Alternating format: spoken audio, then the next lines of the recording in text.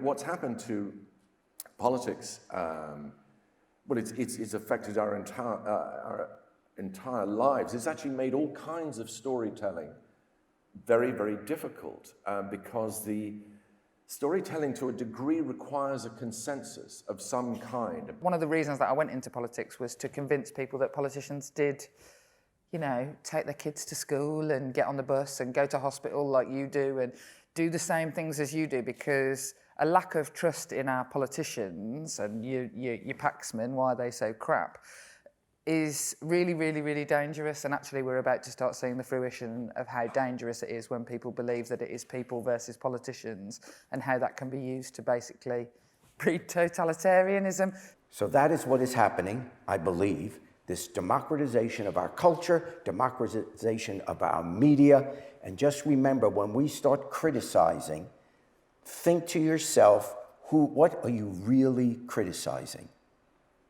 You're not really criticizing the behavior because you tolerate it in people that are wealthy, people that are powerful, people that are good looking. May you never be on my show. The multitude of problems that led to Brexit and have come out of Brexit are many, but one of the social toxicity and the tribalism and the lack of empathy and how we talk to one another and how it's become not just fashionable but necessary to box yourself in and not engage with people across the divide.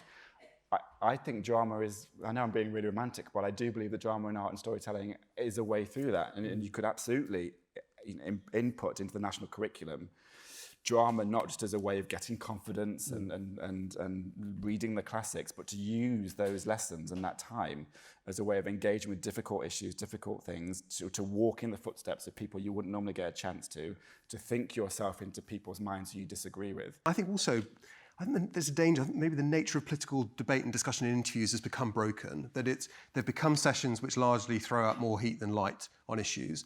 The person coming in to do the interview feels they're not going to have the chance to talk about the thing they want to talk about. And the questioner hasn't got enough time to follow up on the things they want to follow up on, because they've got to move on to the next thing. And I just think it's, in many cases become an inadequate forum. I also think as well that going back to what we talked about at the beginning, is that I often hear producers of news programmes saying, well, you don't know what it's like. We get hassled all the time by the political parties, and Number 10 phoning up saying, you haven't done us justice, or this was wrong. I sort of feel, easy for me to say, but I just feel you should put the phone down on them and say, look, this is what we believe in, this is what we're going to do. There's a regulator you can go to if you don't like it, but don't interfere with the way we seek to produce the news within our remit. The way we cover politics is jousting. The way that the politics is happening is jousting. Yeah. And the way that it's sometimes, I didn't realise that a lot of the people you see interviewing politicians have known them for a hell of a long time. Mm-hmm. And you don't, there are unconscious deals being done before the interviews even started, because it goes back to a debate in the Oxford Union.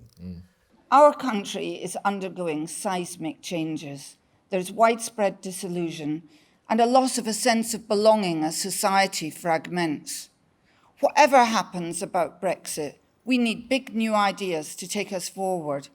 But I don't see big ideas on TV now. Too many programmes are saying small or medium-sized things about society. Where do we go for big ideas? Books, TED Talks, podcasts, all really popular. On the news, I'm hearing every day that the very fabric of our democratic system is being ripped to shreds. But where is this crisis being analysed outside of the news?